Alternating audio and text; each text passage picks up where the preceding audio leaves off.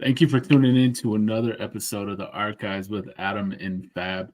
Coming back with another episode, one that I've been working on for a while now, but we're making it happen, and I'm so excited. Oh man, let me just tell you, I mean, we watched this guy growing up back in our childhood on some of our most famous movies. Man, we got Rolando Molina coming on Yo, today. what's happening, So world? What's going on? You almost had me crying there, bro. I was wiping my tears away, bro. That intro was just so like touching, uh, uh, he's my childhood. That was awesome. yeah, man, I'm getting old. I'm getting old. I'm 33, man. But How do you think I feel when you're saying I'm your childhood? You know what I'm saying? yeah, for So sure, for yeah. sure. Well, man, we grew up, watching you on Next Friday. That's where it all started for me. Is Next Friday right there where you're pointing at, and man, that's a timeless classic. It's definitely an iconic film. It's one of those cult classics, as they call it. Yeah, man. I'm a very blessed individual, bro. I mean, I've over the years, I've gotten a lot of love and support from the fans of the movie, fans of me and my work, and they definitely mention how Next Friday is a very memorable and iconic character that I played, Baby Joker. And my followers on TikTok, all 96K of them, always call me Baby Joker, and I had to learn how to embrace it, and I appreciate it. Do people recognize you when you're out in public? You know what? Sometimes they do. I think I get recognized a lot more than I know, because many a times, and like I go live a lot, and I'm sure you've seen my lives on TikTok where Mhm. I'm usually having dinner or having lunch, and everybody always asks me, "Hey man, doesn't anybody recognize you at the restaurant?" Sometimes they do, but some people are extremely respectful, and they see that I'm either having dinner with someone, friend, family, whatever the case may be, or even when I'm by myself eating, and they understand that I'm eating right now. And once I'm done eating, I don't have a problem with you coming up to me and go, "Hey man, can I get a picture and autograph?" But sometimes some people don't have tact, and I'm in the middle of a mouthful. And I'm, oh, right now you want to you know. And then many other times, what happens is I get a lot of this.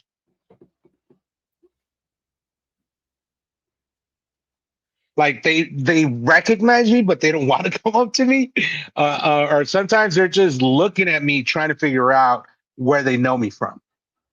So yeah, sometimes I do get recognized.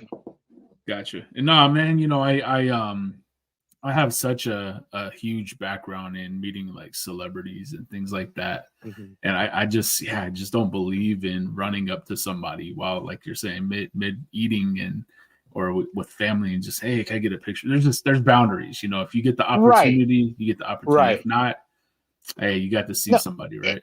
well, yeah, yeah. Again, like I said, I don't mind. I truly do appreciate my fans and my followers. I wouldn't be where I'm at if it wasn't for them, and I completely understand and get that. At the same time, what people don't realize that is that actors, we have lives too. We have friends and families too, and sometimes we're with them, hanging out with them, and it gets a little awkward. But there's been times where especially the younger ones, because see, next Friday, a lot of people don't realize, but next Friday we shot that back in 1998. I was Wow. 20. I was 27 years old. The I movie was eight. then, you see what I'm saying? And then the movie came out in the year 2000. So technically, the movie's been out for 23 years, but it was shot 25 years ago. Wow. And the amazing thing is that it became an instant cult classic because of Friday. It already had the following that it had from Friday, and translated to next Friday. But with that being said, a lot of people don't realize, it's an old movie, and the only reason that they see it now is because it's being showcased on HBO Max and Netflix and a few other places. I think Tubi, I think. So it's kind of like resurfaced, and it's gotten some new momentum with a younger crowd, and which I didn't realize, until I got this 20-year-old dude talking about, dude, your Baby Joe from next Friday. I go, bro, you're 20 years old. How the hell do you know about this movie? Oh, it's on HBO Max. I'm like, oh, okay. And then the residuals started coming in, and I was like, all right, all right. So yeah, the resurgence of Next Friday has happened thanks to HBO Max and Netflix. Shout out to both, even though we're on strike. Yeah. And hopefully you guys get back to work real soon because man, Yeah, me everybody needs too, to be bro. taken care of. Yeah. Yeah. Listen, bro. I mean, it's um, it's been rough. It's been really rough. With first COVID, and then Brando, not right now, baby, not right now, not right now. Stop, stop.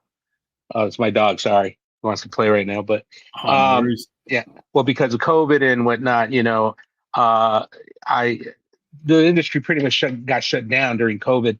And then once COVID was over, now we got into this whole strike situation where the writers went on strike first, and then the actors, and we're both going after the same things: better pay, with cost of living, inflation, and whatnot. And two very important topics is residual payments from streaming services and uh, and AI. AI has become a very, very big issue in our industry because it has the potential to taking jobs away from actors. Now, with that being said, though, I've always said there's no way an AI can ever deliver an Academy Award winning performance. So for me, AI is not that much of a threat. I think AI is more of a threat to background actors because they're talking about taking the images and faces of background actors and putting them into AI and not using background actors at all, Wow. which sucks. Yeah.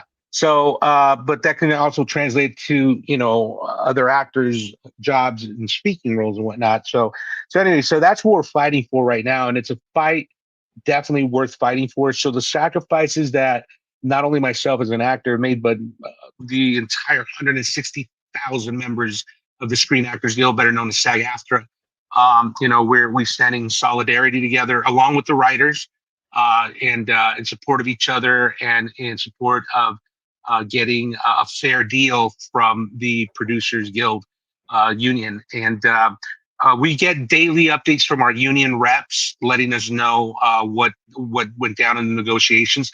The last email I got was today, and it was for.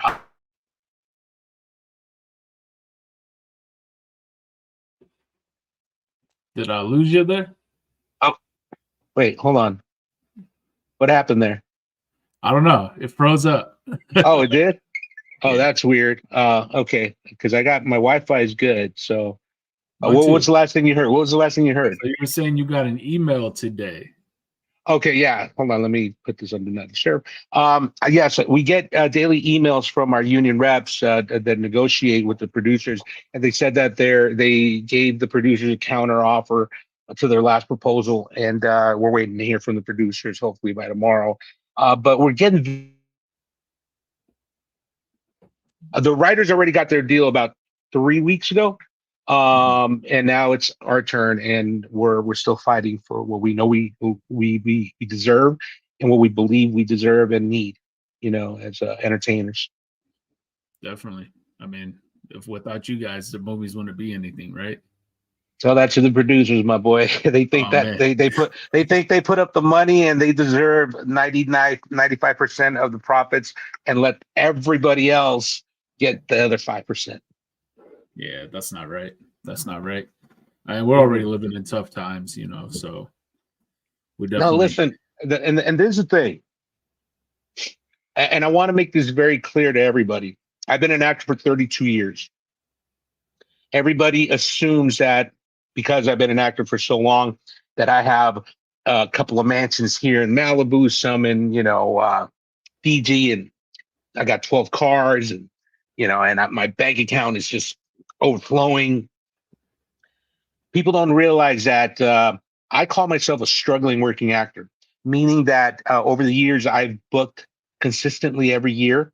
And yes, when I do work, I get paid handsomely, but I gotta be smart about that money. Put some away, have some for emergency, um, and make it last until my next paycheck.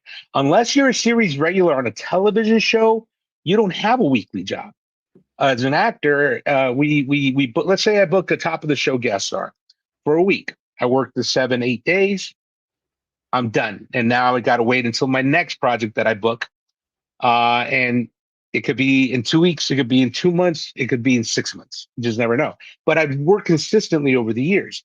So for me, it's been really tough to see other actors suffering the way they're suffering right now. A lot of them are losing their cars, their homes, because of this. Their health insurance.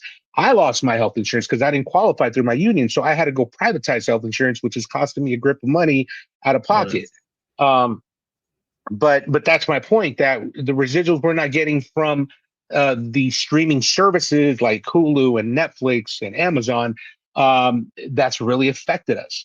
And just, I don't want to rant on about this, but I'll give Yeah. you guys a perfect example, just a very basic example of how a struggling actor survives in this industry. So what we do is we'll book a guest spot on a television show, right? On network television, meaning ABC, NBC, CBS, KTTV, all those channels. Those are the network channels.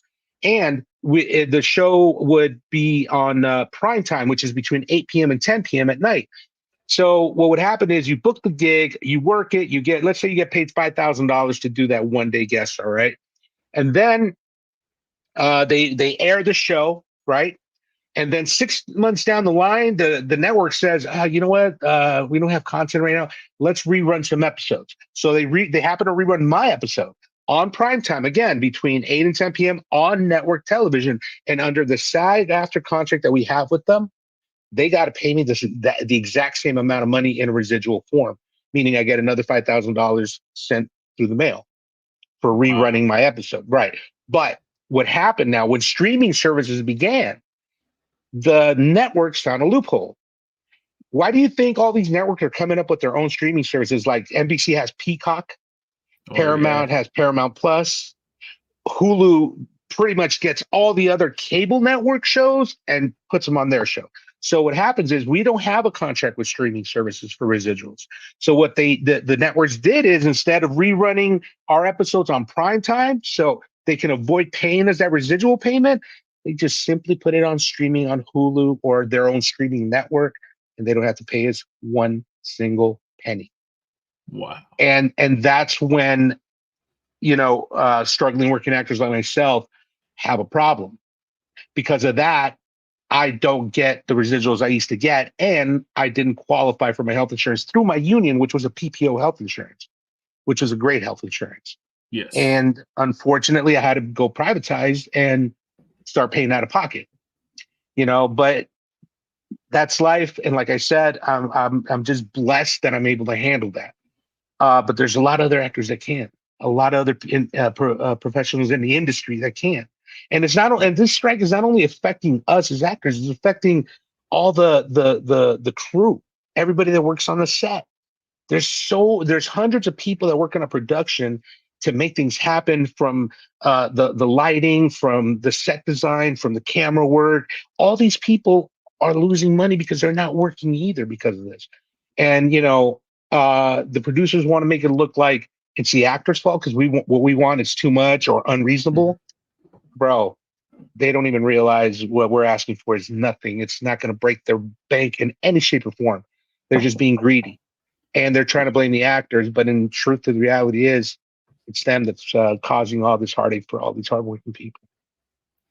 We have a friend, my girlfriend and I, we actually made a friendship with one of the guys that's been on our show. His name is Gary L. Gray. He played in Rocket Power back in the day. He was a Family Yeah, Matters. He was in yeah, the yeah, yeah. KFC commercial that just came out. I remember the name, bro. I do remember the name. Yeah, yeah, yeah. Yeah, he we're friends with him. Like we exchange numbers, we talk all the Mhm, time. We've met up in person and stuff, and he like told us all about it. I'm just like, mhm. man, like now it's all like clicking because I'm hearing from you things that he was Yeah. saying too. So I'm like, okay, now it's like it's clicking, and Yeah, yeah, bro. it's unfortunate. So a lot of people, all they hear is, oh, the actors are on strike, but they don't know why. And then when I educate people and tell them what's going on, then they see what we see, and how it's been a hardship for us. But yeah, yeah, again, I'm blessed, man. I'm very blessed to still be here 32 years later and still doing my thing, man. Yeah. I want to talk real quick. I see you with your Raiders gear on, man. Hey, let's go. I got my Seahawks stuff on, you I know. saw that. I saw. Well, I couldn't tell if that was a bird gang or a falcon gang or it was car. No, I'm kidding. I'm kidding. Got Yes, the bro. Yes, place sir. I'm logo, definitely. you know. Well. Let me tilt the camera up a little bit. Okay. Baby, let's go. Man, what a season for you guys this year, huh? Look, brother. I'm gonna tell you this much, man. Let's start off first by seeing the hat. Peep the hat. Yes. This is LA, a. that's in LA. Do you know how you know there's a vintage hat? The green under the lid. That's Okay. how you know, right? So I've been a Raiders Yeah. fan since 1980s, which was during the era of some of the greatest Raiders players of all time. Wearing one right now, Mr. Howie Long himself, Bo Mhm. Jackson, Marcus Allen. And I grew up watching these guys play and watching the Raiders. That was the dynasty back in the 80s. And so I became a Raiders fan since then because my dad was a Raiders fan and he took me and my little brother to our first Raiders game um, at the Coliseum when I was about 12 years old, 11, 12 years old. And man, I'll tell you, man, the energy in the Coliseum and watching these guys go at it head to toe, toe to toe. And it was Yeah. just amazing. And I fell in love with football. I fell in love with the Raiders. And, that old saying, win, lose, or tie, Raiders till I die. That's Mhm. facts. Yeah, man, I have a couple friends that are Raider fans, and Mhm. they're pretty faithful, but man, just seeing all the posts that they have all the time is it's kind of depressing. But my Look, Seahawks just ain't looking so hot either.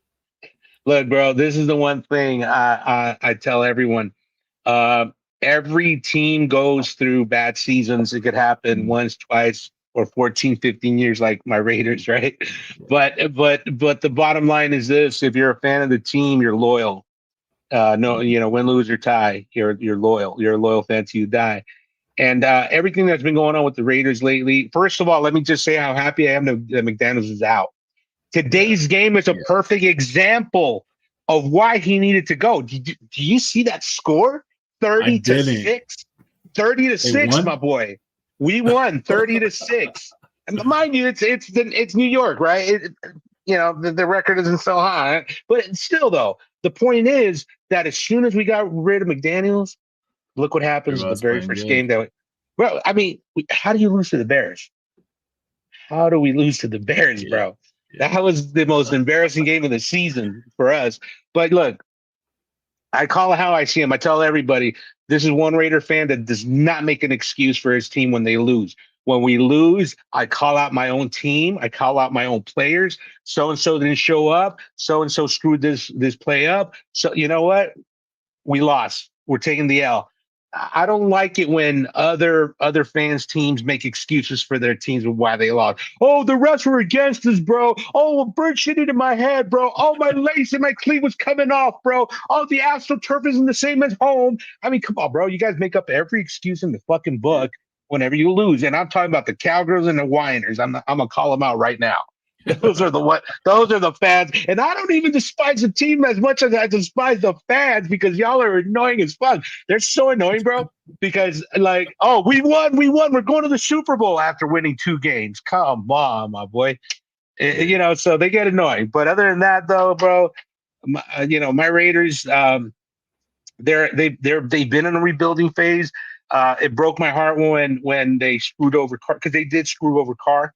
Yeah, Uh, big you time. know, I think it all started going downhill when they traded Khalil Mack to the Bears. That's when I think everything started going downhill for us. I thought that getting Devontae Adams on our team was gonna be the one. The little puzzle to the little last piece of the puzzle that was just gonna bring the Raiders together, and then we're gonna start winning again. Yeah. And then all this BS went down with Carr and now Devontae. Yeah, it's a heartbreaking season to say the least. Yeah, I wanna say like our fan base too, man. It's always blaming the refs and Hmm. always an excuse, but man, today's loss, we lost actually 37-3 to 37 to Baltimore. 3. Jesus, to the Ravens. That's my Yeah, cousin's team in Mexico. My cousin's favorite team is the Ravens.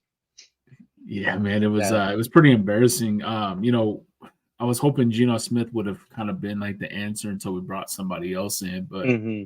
8 turnovers in 4 games is not good, man. Damn, bro. I didn't know it was that many. Wow. Yeah, Yeah. it's a lot. But hey, man, listen, it happens. It's the weird. This is what I love about football, bro. Football's so unpredictable, and Yeah, people can predict all they want, but you're not always going to be right. And it's really the most unpredictable game. yeah, Dude, the Broncos beat the Chiefs. yeah. I seen that. Oh, bro, Yeah, like for real. And I was just like, and I looked at my homie. I'm like, bro, aren't the Donkeys the one that we beat 7 games in a row in the last 3 seasons and a half? He's like, yep. And they beat the Chiefs, but they can't beat us. I'm yeah, dead. Yeah, so yeah. that's why I No, love football, man. it's crazy. Yeah.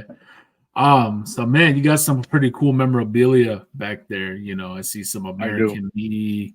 What is Yeah. that? Ice Cube. What you got going on back there? So this is like my little man cave, if you will, right? Okay. So right here, wait, there, okay, right here, that's the American Me poster that is personally autographed by Mr. Edward James Olmos himself. Okay. And that's the first film that I was ever in, actually. Mhm. And a lot of people don't know that about me.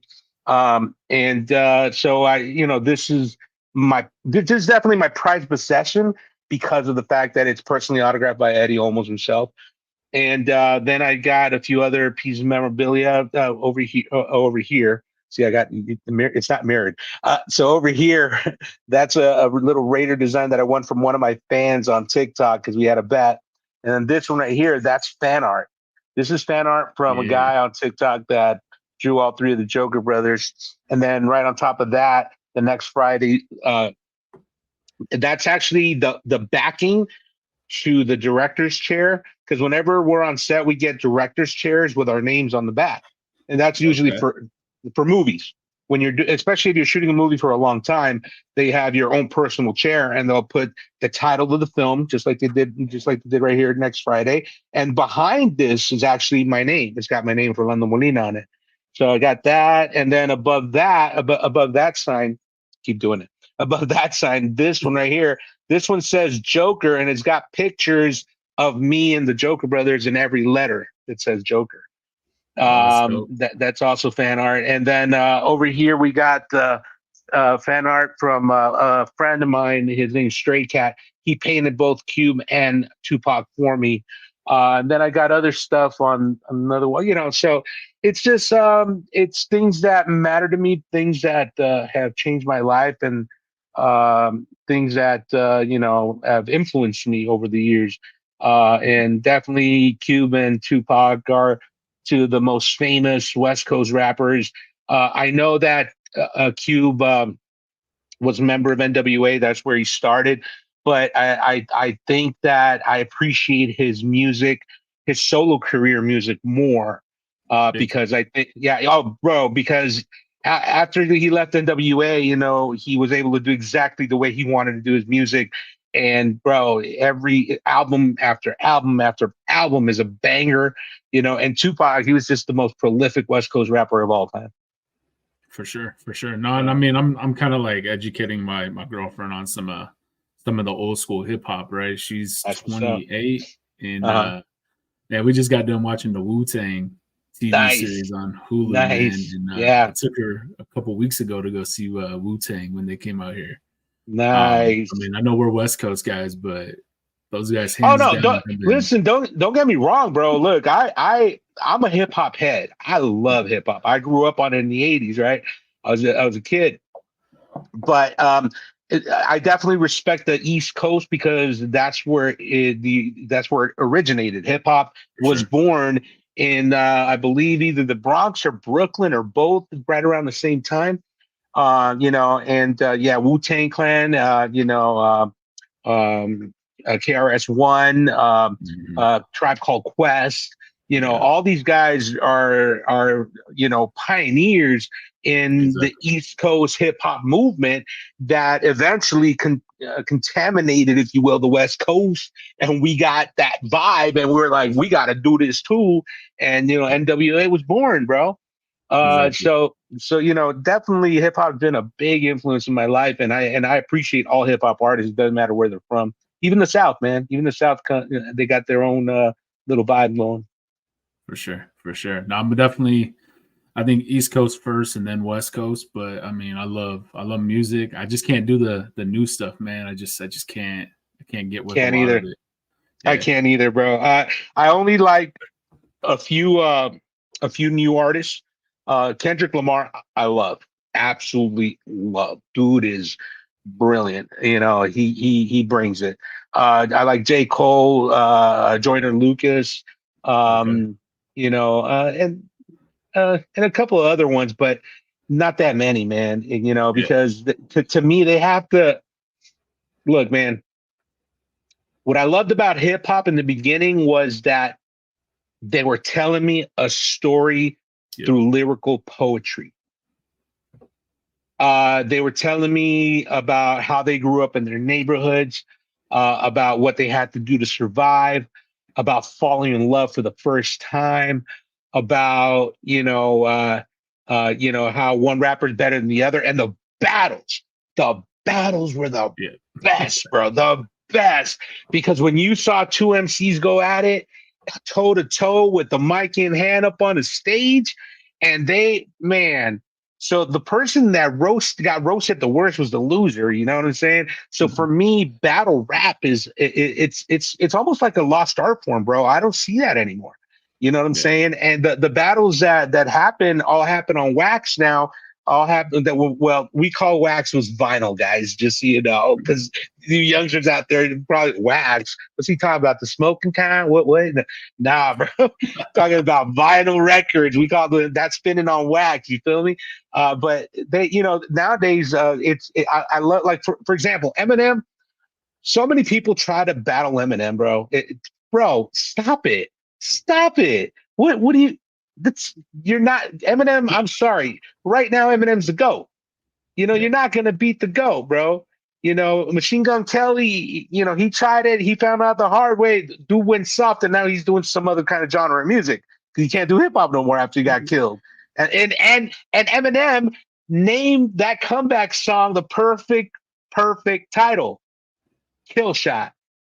Ooh wee, man. And then so for me, battle rap has always been one of the most beautiful things to watch. Oh, yeah. Without a doubt. Without a doubt. So you were born in El Salvador, right? Yes, sir. I Okay, was. so I my was. girlfriend, unfortunately, she's asleep right now. She's at Mm-hmm. work at 5:30. Oh, She got beat no up, worries. but she would have been on. But I told her, I was like, man, he's Salvadoran. I think you would have loved this episode because she's Salvadorian too. What's her name? Um, her name is Fabiola.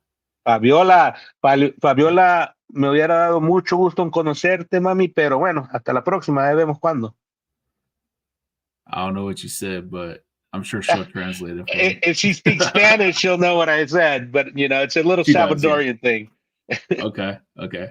I Yeah. don't know any Spanish besides some. Like I could understand when her and her parents are talking, but I mean Uh, I'm part Mexican, man. You could probably tell some of the features, but yeah, well, man, I just don't what's know the other Spanish. part? What's the other part?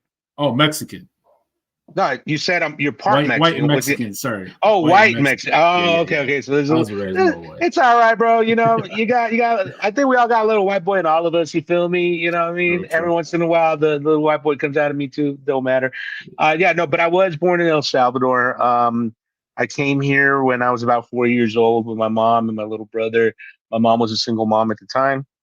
Mhm. She was very, very brave woman to bring two kids alone to this country. And here is where I fell in love with the art form of filmmaking when I was barely 6, 7 years old. My mom used to take us to entertain us. My mom would take us every Saturday to a movie theater down the street from where we lived in LA. And it was one of those $2 movie theaters, meaning that the movie had premiered about 6 months ago, but they're showing it in this little $2 movie theater. But 5, 6 year old me doesn't know the difference. And I'm like, oh, Yeah. brand new movie, yay. But I fell in love with all the movies that I saw: Star Wars, Jaws, E.T., and um, that's where my love for film began, or my love affair, really, because I do have a love affair with film. And I credit my mom with making me fall in love with movies. And after watching so many movies, I remember one time I started watching a film called Stand By Me. And Stand By Me is somewhat of a cult classic, but it's kind of a hidden gem. A lot of people don't know it, but especially I think the younger crowd. But Mhm. like, for example, me, I've introduced my nephews to Stand By Me, and I know they're going to introduce Stand By Me to their kids, and then their kids, because it's one of those films that you can relate to, because it's about four 11 to 12-year-old boys that go on an adventure looking for a dead kid's body that's their age. And they go through this, and they're best friends, and they go through this adventure. But every single one of them, all four of them, are very, very different. One is the kid who comes from the broken home, whose dad's a felon. His older brother's a felon too. His whole family's pretty much criminals. Then we got Gordy LaChance, who is played by Will Wheaton, who he's the nerdy kid. He's the one who gets good grades at school, and he's a writer. He tells stories. He loves storytelling. Then you got Teddy, who is the son of an army dude who burned his ear off almost because of PTSD. And then you got Gordo. Yeah, not Gordo. I'm Mhm. sorry, Verno. Vern is the chubby dude. He's the one that's gonna end up, barely graduating high school, and he's gonna become a carpenter or something. So I think that every 11, 12-year-old boy could relate to at least one of these characters. I related to Chris Chambers, who was played by the late great River Phoenix. If you Yes. guys don't know who River Phoenix was, you need to Google him. Y'all know who Joaquin Phoenix is, because he won Best Actor at the Academy Awards for his role in Joker. Hmm. Little do you guys know that his older brother was River Phoenix. And if Which River is Phoenix was crazy, man. alive, if River Phoenix was alive today, I don't think Joaquin would have the career he has. I hate to say it, but it's facts. Anyways, True. uh, um, his performance in Stand By Me, River Phoenix. There's a scene where he's telling Will Wheaton's character, Gordy, a story about how he stole the lunch money from school, but he tried to get it back. And the teacher ended up stealing the money back from him and went and bought a little dress and came to school with it. And the milk money never showed up, or the lunch money never showed up. And he got a 3-day vacation because of it. And he says to Gordy, "Do you think that I told this story, me, Chris Chambers, kid brother to Eyeball Chambers, that they're going to believe me? No, they're not." And then he starts crying. Like, he's so hurt for what this teacher did to him. He never thought that a teacher would do something like this. And then he says, "I wish I could go somewhere where nobody knows me." I broke down crying like I've never cried in my life, bro. Because at that very moment, I related to him so much. I was just like, yes, I'm 11 years old and I want to be somewhere where nobody knows me. And he's the first actor to ever move me to the point of crying. And because of him and his performance, he planted the mustard seed in me to want to become an actor. And ever since then, I began pursuing it. And here I am, 32 years in, and have been sacrificing a lot to pursue my passion and live my dream, make it a reality, and I have no regrets. None. There you go. Yeah. There you go. So before like acting and things like that, what were you doing? Did you have any like special talents, things like that you were into? Um, you know what?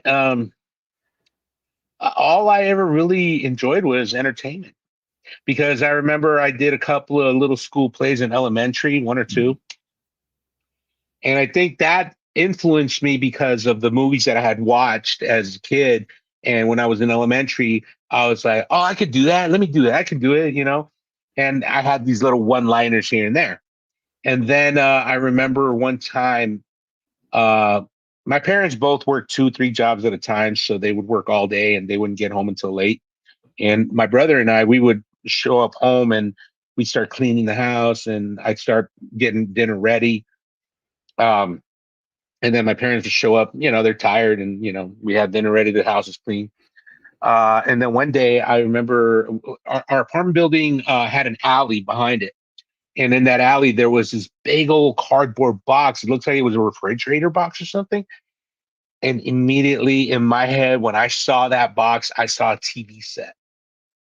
So I grabbed the box, I took it in, I cut out, like a little square on one of the sides of the box, and then I drew little knobs on the because back in the day, guys, TVs had knobs.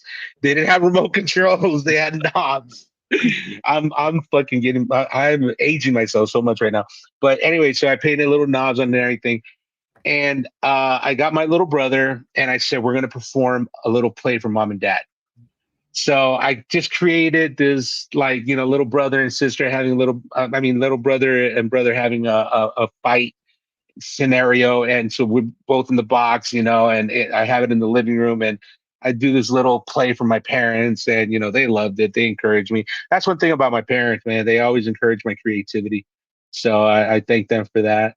But yeah, so that it's always been in my blood, and I think that's always been my passion ever since I was a kid because I was so influenced by all the movies I watched. So yeah, as far as other passions, I don't really, just family. Family is my other passion, and actually family is my first passion, and acting's become my second passion because it was the other way around until I got older and I realized that family needs to be my first passion. So other than that, man, just family, friends, going out to dinner and a movie with some friends, hanging out at an amusement park with some friends and family, or just having lunch with one of my cousins. I mean, I just enjoy living life and being blessed enough to wake up every day to enjoy it. Definitely. And I like hearing these kind of stories like that when I do these episodes. Like I like to ask, but I don't like to have like I've never had anybody tell me like they've had like a really bad childhood. They just share like stories and things like that and where they come Yeah, from. So and I mean yeah. I really like I do appreciate those a lot. So when people share, I do Look, enjoy hearing look, that. bro. Look, man. I will be honest with you. I don't think there's any family in the world that's perfect. Yeah, There's exactly. always a little dysfunctionality For in sure. every single family. Some families just hide it better than others. You know, my family, we had our dysfunctionality. My parents went through a bout of alcoholism for many years. My brother followed suit afterwards, not only alcohol but drugs as well. But both my parents and my brother found God. They found religion, and that helped them beat the habits and everything. My brother ended up moving to Utah, and he is now the deacon of his church. Owns a Wow. beautiful five-bedroom home, has an extremely successful automotive business in Utah. And but see, my brother, he knows and remembers where he comes from, so he's always, constantly helping others. And I'm talking complete strangers. My brother will literally take his shirt off his back if he has to for someone else. My brother's got one of the most biggest, most amazing hearts. And he just loves people. But that's because our parents taught us to be that way, you know? So even through all the dysfunctionality, my brother's going through his drug addiction and his alcoholism. My parents went through the alcoholism. and me battling my own demons because I'm definitely not perfect. I went through a bout of just experimenting with a lot of drugs. I think I might have tried everything with the exception of heroin and crack cocaine, but I tried everything else at least once. But see, people ask me if I could go back and change anything in my past, what would it be?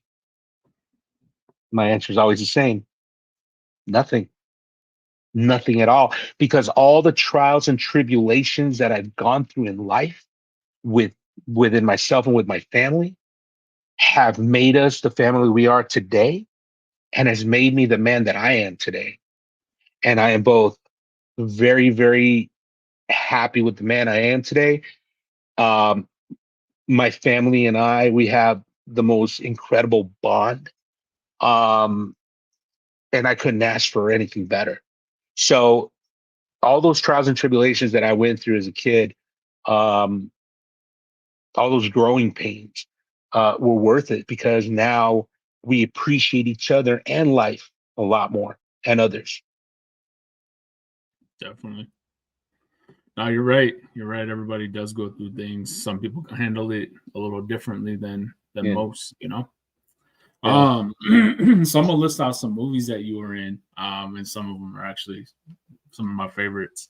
Okay. So American Me, you were in there as a cop. Yeah. Uh, Um, yeah, I was. Menace to Society, you were in there as a gangster. I was, and the funny thing about that is that um, the Menace to Society one, we had like 4 or 5 scenes, and they ended Mhm. up cutting us down to just one.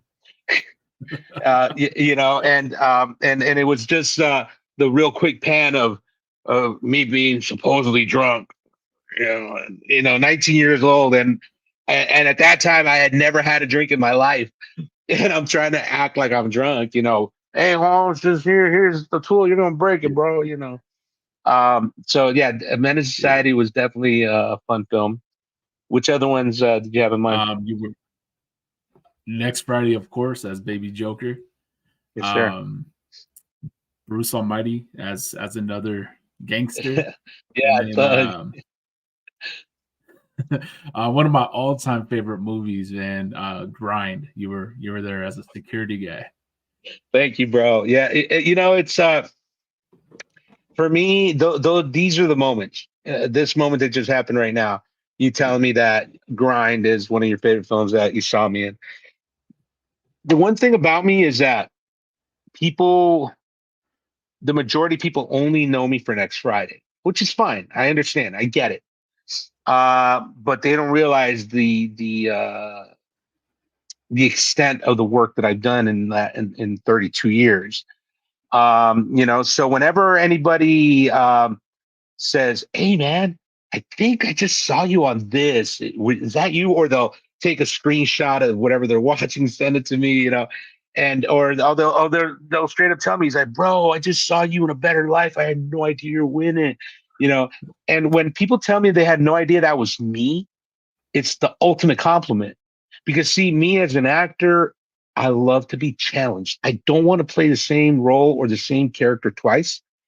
Mhm. I want every single character that I play to have to be different, completely different, and whether it be through my look, my facial expressions, my mannerisms, my nuances, stuff like that. And when somebody says, "Bro, I literally had to look and wait and see at the end of the credits to see if that was you," that then I did my job as an actor. You're giving me the ultimate compliment when you say shit like that to me because that means that I did my job.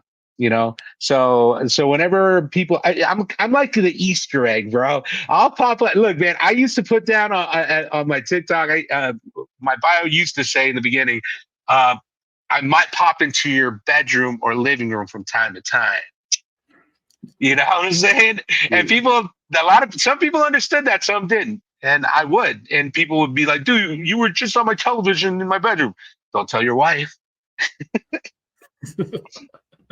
Oh man, so I do want to talk to you about Grind though, being that is, I mean, I love that movie, man. It's Mhm. great, especially for somebody at my age where skateboarding was huge. You know, it was a Yeah, huge yeah, part of yeah. my childhood and teenage years.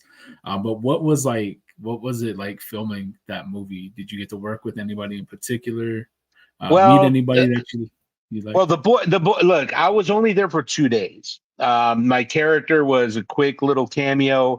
Of course, playing the security guard at a skateboarding event. Yeah. We actually shot that up in the mountains of Calabasas, believe it or not. Wow. And yeah, and I remember that was during my heavy drinking and drug use days. So I remember that I went to shoot the first day, and we finished shooting, and then a couple of us actors we decided to go to a bar afterwards, and I got pretty faded at the bar. And then we went to one of the other actors' homes, which is nearby. And he goes, dude, don't worry, my girlfriend will give you a ride home, bro. And I'm like, are you sure, bro? He's like, yeah, yeah, my girlfriend, she doesn't drink, she'll get you home. I'm like, all right, cool. So we get to his house. He starts popping open a bottle of tequila. There's about 5 or 6 of us there. And all I remember is that I woke up like at 4 in the morning, back home in my bed. I don't know who brought me inside. I don't know how I ended up in bed. But yeah, and then I had to get up 3 hours later to go to set. I was so hungover, bro. I was so hungover that literally, like, I at the time, I had lost my car because it gotten crashed, got totaled. So I was driving one of my brother's cars, and he had this beat up old minivan, and it smelled because like mechanic, because he had a lot of mechanic shit in there. So the smell was getting to me. I literally had to pull over, and I threw up on the side of the freeway. uh, I was that hungover, bro. I get to the set, and they go, "Hey, Rolando, listen, sorry, man, but we're probably not gonna get to you for like 2, 3 hours." I'm like, really? He's like, yeah.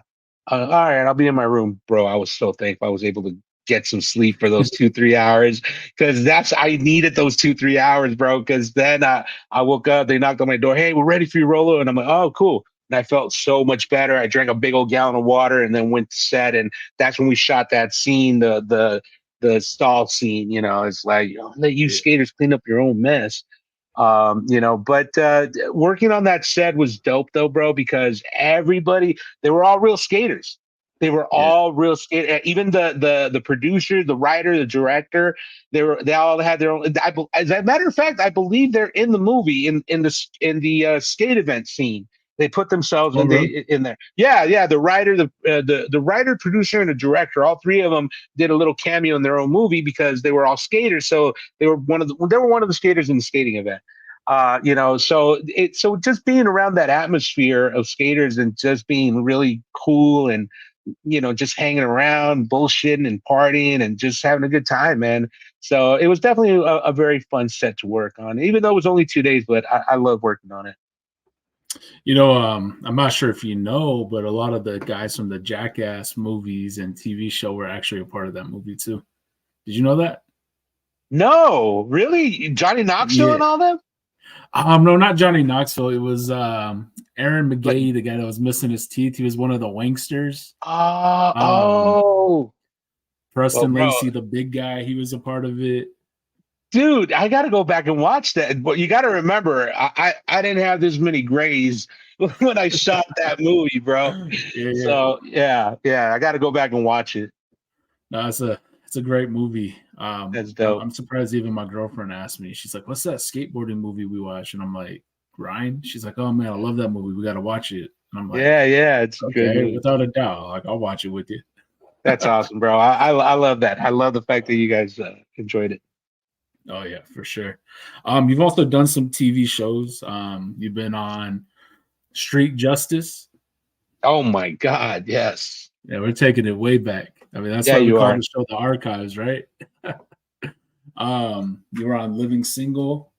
Oh God, I got a story for you on living single. What you got? What you got? So this was on a Friday. I get a call from my agent that I have two auditions that day. One of them was for a TV show, and the other one was for an independent film. I went to the audition for the TV show first, and then I went to the audition for the independent film second. So that Friday evening, I get a call from my agent saying that I booked the TV show, and she said, you're going to start on Monday. You're going to rehearse Monday and Tuesday, and Wednesday you're going to shoot in front of a live studio audience." And I go, "Cool." I get the set that Monday, right? I look over the contract because every time you go on set and you go into your trailer, they have the contract ready for you to sign and look over inside your trailer before you begin working. So I was looking over the contract and everything was fine. The money, the credit, the name, everything. I signed it, done deal, gave it to production. Then I get a call from my agent again. Now, mind you guys, when I say get a call, it was a thing called the beeper. So literally, there's this little box and it vibrated and it had a little tiny screen where it would, a phone number would show up. And that would mean that somebody from this number wants you to call them. Sometimes you didn't know who the fuck it was. It'd just be some weirdos. But I knew my agent's phone number. So she beat me. I went to the payphone and I was at the Warner Brother Ranch. That's where we're shooting the show. And she calls, I call her and I go, "What's up?" She's like, "Hey, congrats. You booked the independent film that you went out on Friday for." And I'm like, "Really?" She's like, "Yeah." I'm like, "Oh, that's awesome. All right, cool." So she goes, "Okay, so you start on Wednesday." And I'm like, "Wait, Wednesday?" I go, "Hold on, honey." I told my agent, I said, "Pam, I'm working in front of the studio audience on Wednesday." She's like, "Rolo, it's one line. You can pass on this." I go, "No, I can't. I already signed the contract this morning." She's like, "There's ways around it because this is going to pay you $3,000 for 3 weeks, or no, 2 weeks for 2 weeks." Yeah, but Pam, I already signed this. I stuck to my guns because my dad always said to me, "Son, when you start a job, you finish it. Never leave it unfinished." My dad taught me a lot as far as work ethic is concerned.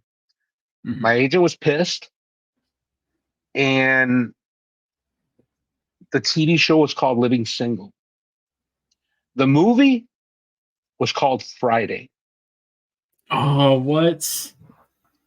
I booked the role of Hector in the first Friday film with Ice Cube and Smokey, Chris Tucker. No. I was gonna be the lowrider dude. "Hey yo, Smokey, what's up, Holmes?" That guy. But I had to turn What? it. But I had to turn it down. Now, Dang. now, listen. Did it hurt me? Of course it hurt me. It was 3 grand, and I was only getting paid $1,250 for the show. So, but because of my work ethic, because of the fact that my dad always told me, "Finish what you start," I had to give it up. So we fast forward. Uh, the head of casting over at Warner Brothers Studios, his name is Tony Sepulveda. He got wind of what I had done because my agent made sure that she called production and said, "Listen, I just want you guys to know what kind of actor you're working with. He just turned down a $3,000 job on an independent film because he wants to finish the job he started with you." And production's like, "Really? He did that?" Because they know most actors would give it up. Most actors would just jump on the opportunity and go work the movie. Yeah. And so word got around through casting department at NBC or at Warner Brothers, and it got to Tony Sepulveda. Tony he had reached out to another casting director at Warner Brothers named John Levy, John Levy was the casting director for a little show called ER on NBC back in the mid '90s. Very successful TV show. And I got brought in uh, to audition for ER. And I think I went in like 5 or 6 different times for about 5 or 6 different roles. And finally, I told John, the casting director, I go, John, I appreciate you bringing me in, but you guys aren't booking me. Why do you keep bringing me in? And he comes up to me, he puts his hand on my shoulder. He's like, Rolando, I want you to know that everybody here at Warner Brothers knows what you did on Living Single. That was a very admirable thing you did. And we want to make sure we take care of you and thank you. I go, okay, but you're not booking me. He's like, no, we're trying to find something for you, you know. But this is our way of showing you gratitude. I'm like, all right, that. The following week, I get a call from my agent. She's like, hey, congratulations, you finally booked ER. And I'm like, really? I go, but I haven't gone out this week. It's a weekly show, so they always every week they cast. But I haven't gone out this week. She's like, yeah, I know. They decided to write a character in for you. I'm like, wait, what? And she's like, yeah, and guess what? What's that? They want your permission. I go, my permission? My permission for what? To use your real name as a character. They wrote in a character named Rolando on the show just for you. Bro. I was gonna lead up with that. That was gonna be one of my things I was gonna mention. So I'm glad you shared like all the story that led up to it. Oh my God, bro. Yeah, it's an open secret because I shared this story many a times, but I just couldn't believe that. I think at that very moment is when I truly believed in karma. What you put out to the universe comes back to you tenfold. And then fast forward to, and I became a recurring character on that show for the first season. Fast forward to 1997, almost 98. I get a call from my agent again, and hey, I got an audition for you for a movie. I'm like, all right, cool.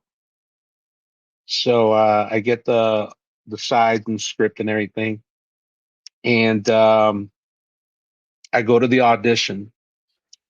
I walk in, and they're like, "So we already know what you can do, so you don't need to audition. We just want to let you know that we want to know if you'd be interested in the role." I'm like, "Of course." And that was the role of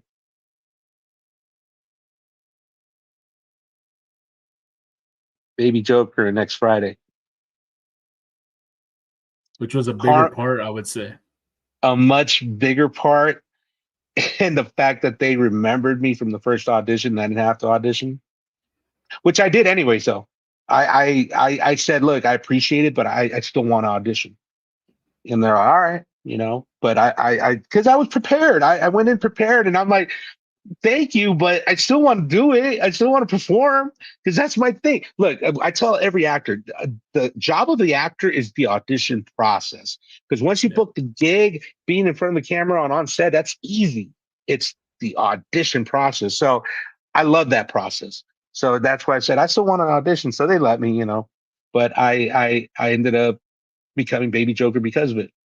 And I tell all actors, because I have a few younger actors that I mentor, and I say to them, there's really two things in this business that I think is very, very important. Number one is loyalty.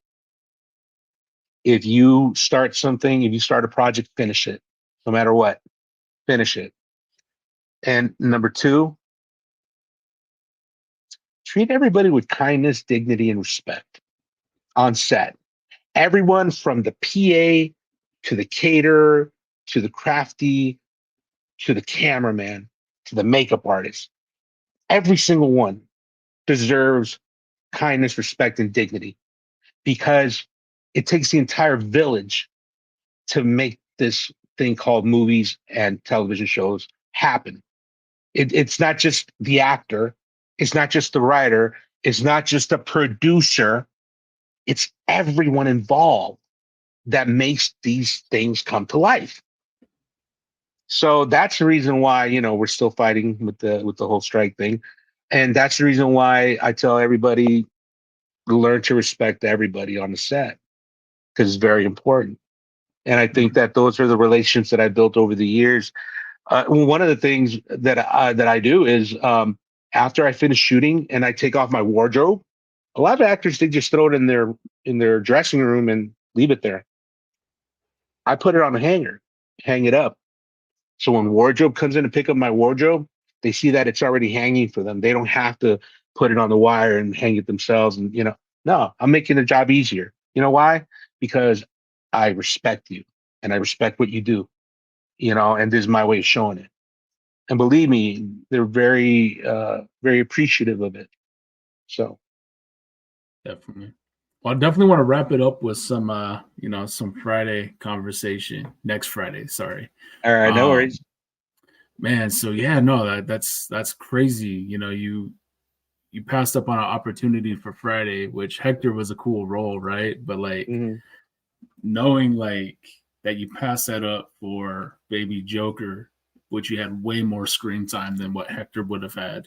But I didn't even know this was going to happen. Is my point. Correct.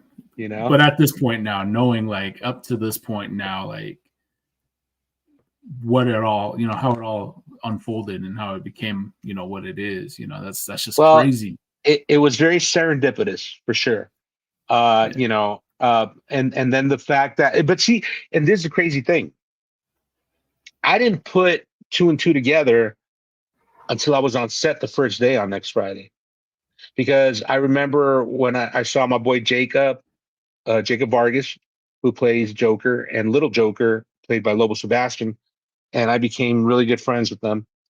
I remember I was telling him the story of how I ended up on the set, and then I go, wait a minute, now that I think about it, this and this happened to Warner Brothers because I gave up Friday, and that's when I put it together. I'm like, this is karma, bro. And the fact that production still remembered me and casting still remembered me and still wanted me to be part of it because I couldn't be part of the first one, and they admired my decision because they knew why I gave it up, because I already had booked this other gig. And I remember one of the makeup artists told me that she had overheard production talking about how loyal I was to the TV show, even though it was a one liner. It was literally one line. Who had the bean soup? I was playing a waiter with one line. And, yeah, bro. And, and they said that, they respect the fact that I was loyal. So which was the reason why I was on set, you know, very blessed, bro. Been very blessed. For sure. And you got the meat cube, I'm assuming, right? You got the meat Oh cube. man, bro. I not only got to meet Cube, I'll tell you a quick little story about Cube. It was the middle of summer we were shooting. The date was June 15th, 1998. And when I got on set, we were shooting in Glendale, like Glendale Burbank borderline area. Okay. And talk on the set was, hey, yo, it's Cube's birthday today. I'm like, what? Yeah, it's Cube's birthday today. Oh, all right, cool. So on my way to set to film the scene where Pops knocks me out with the 2x4, I saw Cube outside of his trailer, and I go, yo, Cube, want to wish you happy birthday, my man. I heard it's your birthday. He's like, yeah, thank you, man. And then he goes, yo, man, I got some tequila and Rolling Rock in my trailer. Go ahead. I was like, oh, I wish I could, bro, but they just called me to say. He's like, yo, it's my birthday. And I signed the checks around this motherfucker. Go for it. I went in that trailer, had 2 shots and a Rolling Rock, my boy, and I went to set buzzed. and we shot that scene. Like, I had to fall down so many times, bro. And oh my God. But yeah, so that happened. And then when we wrapped, every time you're on a movie set and you finish filming, it's called a wrap. So the movie's wrapped, right? Mhm. So we have what's called a wrap party a few weeks later. So I got invited to the wrap party, and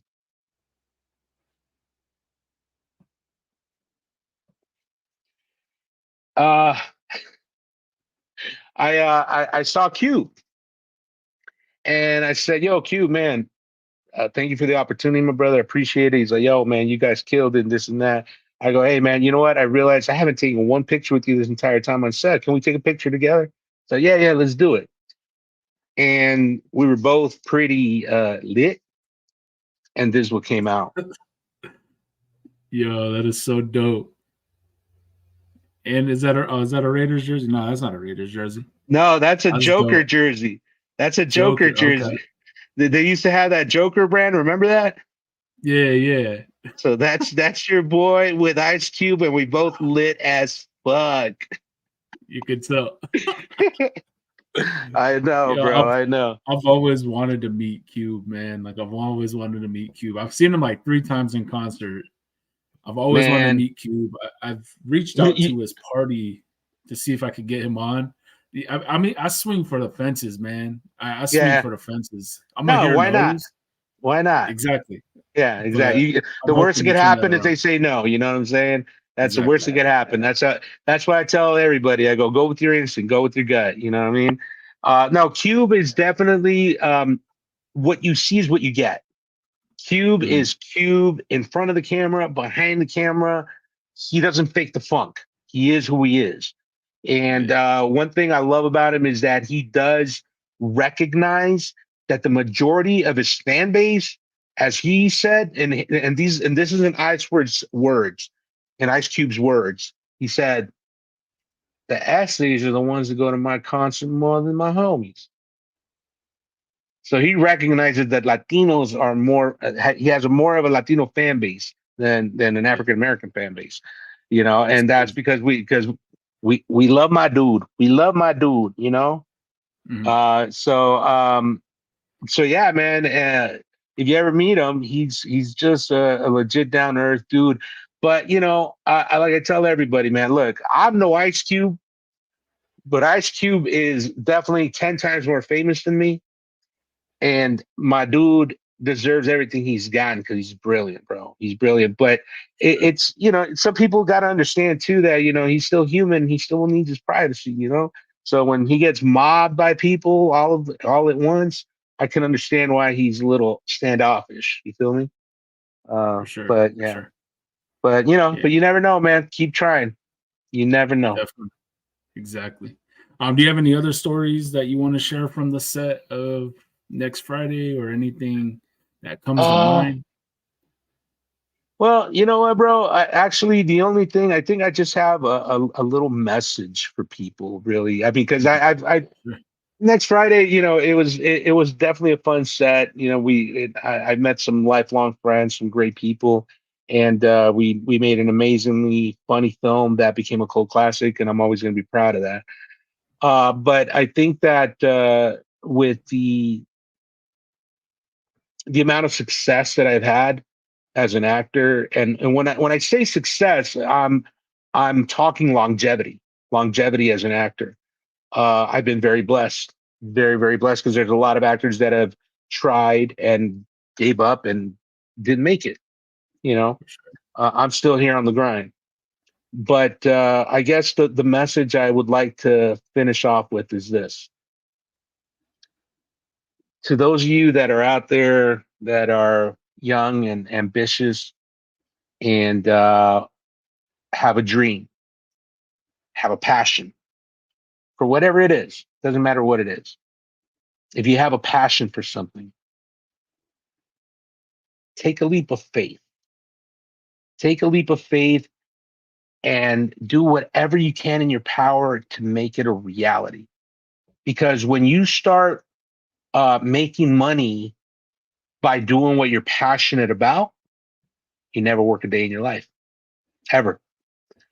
And even if you don't make it, those of you that try and it wasn't in the cards for you, at the very least, you gave it a shot. and you will not live the rest of your life wondering, what if? You don't want to live your life like that, the rest of your life like that, wondering, what if? What if I would have given it a shot? What if I would have tried it? What? Because I've met a lot of older people who have the biggest regrets of their lives is, what if? Meaning, what if I had tried it? I wonder where I would be at. What if I had given it a shot and taken a leap of faith? Where would I be at? You don't want to live your life like that. Hey, give it a shot. And if you make it, awesome. If you don't, that's awesome too, because at least you'll know you gave it your best shot. Because look at me. A lot of people told me I was too short, too fat, not good looking enough to be an actor. Well, Forget 32 years later, my IMDb page speaks for itself, and my work speaks for itself. And the one thing that I even if I was to die tomorrow, the one thing I know is that I left my mark in this world, and a lot of people know that. And I set out to do what I wanted to do. I think I probably missed this part of the River Phoenix story. When he planted that mustard seed, the reason he planted it was because I said to myself that I want to do what he did for me. He moved me. I wanted to move people. I wanted to, through my performances, I wanted to move people, whether it be through laughter, through anger, through hatred, through love, through what. If I moved you through my performance, then I did my job as an actor. And that's all that matters to me, really, for sure. is For that sure. that I can entertain people. Oh no, most definitely. And honestly, man, we had been talking leading up to the show, and I mean, Yeah, unfortunately, with the passing of my grandma, I was just like, yeah. I'm man, sorry about that, man. I Yeah, and then appreciate it. no, and then I know, guys. I'm going to tell you right now, my dude here. Point that way. My dude here. He's been trying for many months to make this a reality. This interview a reality, but life happens for both of us. Mhm. Those of you that don't know, my mom was diagnosed with lung cancer about 6 months ago. Luckily, it was a tumor in her left bronchial tube, and they did surgery to remove it. Unfortunately, they were only able to remove 70%, which was suffice for her to be able to breathe. That was the problem she was having, that she couldn't breathe very well because of the blockage of the tumor. So there's 30% left, but that 30% is metastasized to the upper left lung. But it's the good thing that the oncologist said is that it's one of those type of cancer tumors that doesn't grow very fast. So right now they have her on monthly medication, an injectable medication that helps either shrink the tumor or prevent it from growing any further. And the last CT scan, knock on wood, the tumor has not grown. But to say the least, when I heard as a son this the word mother and cancer in the same sentence, Yeah, I that lost was it. it. I would lost it. So my condolences to you, brother, on losing your grandma, man. But I certainly hope that she's in a better place, man. For sure. No, it's the second month that she's been gone, but it's felt like forever. And then tomorrow Yeah. would have been her 85th birthday. But Uh, during the time we were going through the episode, like trying to make it happen, yeah. man, I was like trying to keep my show going and trying to keep my my Your sanity all there. sanity. But Yeah. but Yeah. I man, feel you, no, like brother. everybody's like, dude, you need to take a break. Like, Adam, just relax. Because I do other, Yeah. I have another show, like another show that I do. Everybody's like, Hmm. Adam, just stop, like relax, man. And yeah, here we are now. I'm just like, no, I got to kind of keep it going now. I got to keep doing what I want to do and just keep pushing forward, because I mean, the world's not Yeah. going to stop for me. That's for sure. It doesn't stop for none of us, unfortunately, my boy. But the one thing that I will tell you, Adam, is that you listen to your friends, because your own well-being is very important to both your physical and mental health. So you got it, and if you need to take care of any other family members, you can't do it if you don't take care of yourself first. So make sure you take care of yourself first, brother. Exactly. Yeah, yeah, man. Yeah, no, definitely. Well, I hope your mom gets better. You guys don't have to worry about nothing. Thank you, brother. Appreciate Uh, that. For sure, for sure. But no, man, I'm glad we got this going, and I hope we keep in touch, man. I really enjoyed this, and No, for sure, just brother, vibing for with sure. it. Are you in LA too? Now I'm in Seattle. Oh, you're in Seattle. That's right. That's why we got. Okay, yeah, yeah. I Well, if you ever plan to come visit to LA though. if you ever come to LA, hit me up. We'll link up. Well, I'll show you some good food spots. For sure, for sure. No, All we'll right. definitely be in touch, man. All right, my brother. Thank you for having me on, man. I Um, appreciate you. anytime. Thank you. Appreciate you as well. All right. Y'all have a good night. You too. Thank you for tuning in to another episode of The Archives with Adam and Fab. Be sure to follow us on social media and stream the show wherever you find your favorite podcast. And most importantly, thank you so much for your continued support. We're having a lot of fun making these episodes, and we hope you guys are enjoying them as well. Stay tuned. We have a lot more exciting content for you guys coming soon.